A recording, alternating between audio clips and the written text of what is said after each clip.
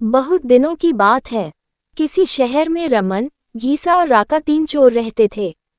तीनों को थोड़ा थोड़ा विद्या का ज्ञान था। तीनों चोरों को विद्या का ज्ञान प्राप्त होने के कारण बहुत घमंड था। विद्या द्वारा तीनों चोर शहर में बड़े बड़े लोहे की तिजोरियों को तोड़ देते थे और बैंकों को लूट लिया करते थे। इस तरह तीनों चोरों ने शहर के लोगों की नाक में दम कर रखा था। एक बार तीनों चोरों ने एक बड़े बैंक में डकैती करके सारा माल उड़ा दिया।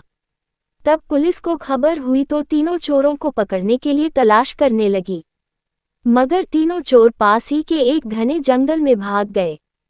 तीनों चोरों ने देखा कि जंगल में बहुत सी हड्डियां बिखरी पड़ी हैं। रमन ने अनुमान लगाकर कहा, ये तो किसी शेर की हड्डियां हैं। मैं चाहूं तो सभी हड्डियों को अपनी विद्या के ज्ञान द्वारा जोड़ सकता हूं। गीसा को भी विद्या का घमंड था, सो वह बोला, अगर ये शेर की हड्डियां हैं तो मैं इनको अपनी विद्या द्वारा शेर की खाल तैयार कर उसमें डाल सकता हूँ। रमन और गीसा की बात सुनकर राका का भी घमंड उमड़ पड़ा और उसने कहा, तुम दोनों इतना काम कर सकते हो तो मैं भी अपनी विद्या द्वारा इसमें प्राण डाल सकता हूँ। तीनों चोर अपनी विद्या का प्रयोग करने लगे। कुछ देर बाद रमन ने सारी हड्डियों को जोड़ दिया और गीसा ने शेर की हुबहू जान डाल दी। थोड़ी देर में तीनों चोर सामने एक जीवित भयानक शेर को देखकर थर थर कांपने लगे। मगर शेर के पेट में तो एक दाना नहीं था।